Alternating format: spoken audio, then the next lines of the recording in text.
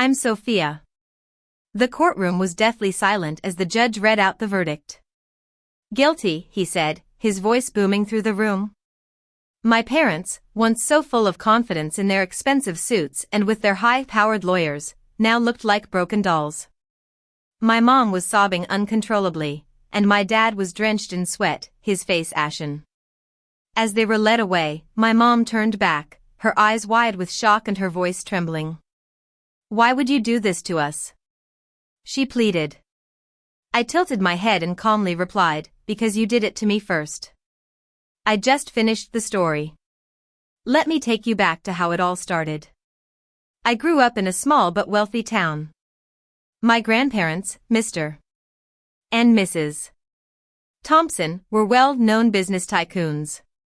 They had built an empire from scratch, with vast amounts of land, successful stocks, and a fortune worth over $50 million.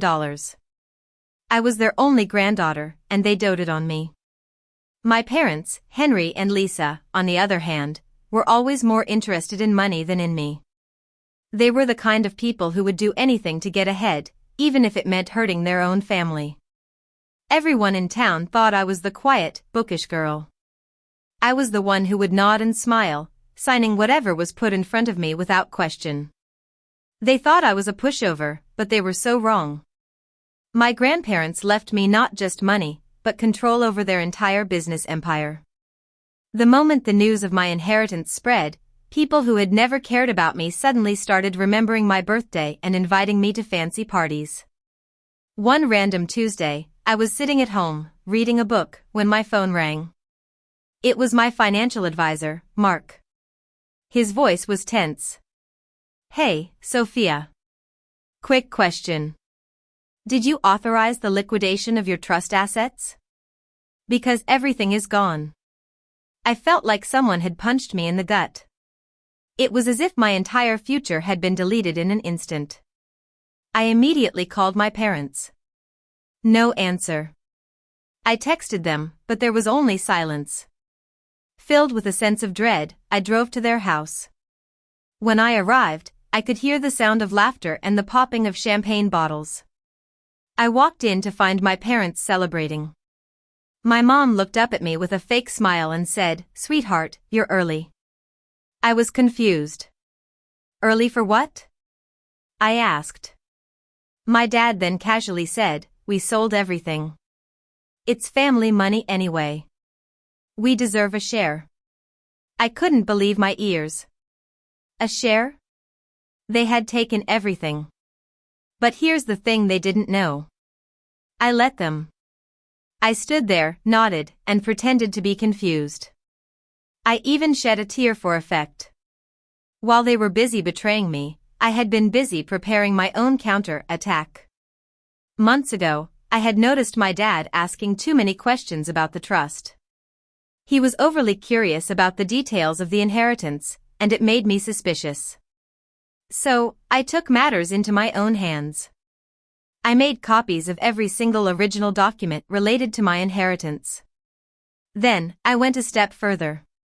I hired a top-notch legal team and set up a silent legal trigger. Any unauthorized transaction would be automatically flagged, recorded, and reported to the federal authorities. That night, as my parents celebrated their ill-gotten gains, I just smiled. I knew the trap was already set. 3 weeks later, we were in court. My parents walked in with an air of confidence. They had hired the most expensive lawyers in town and were dressed in designer outfits. They thought they could settle this quietly and get away with it. But then, my lawyer stood up. He placed the original papers on the table. Not copies, but the real, signed, and sealed documents.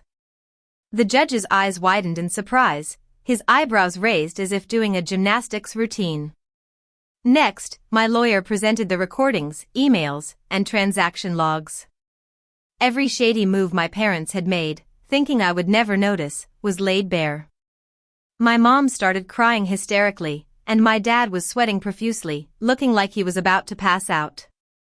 And then came the twist. The judge looked at me and asked, "When did you realize what they were doing?" I smiled and replied, "Before they even finished doing it."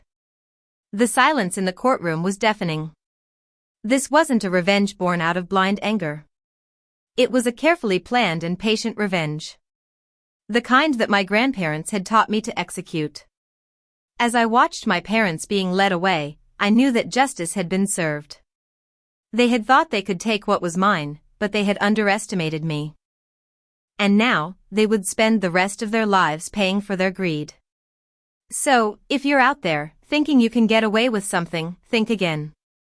Because just like me, there are people who are watching, waiting, and ready to strike back.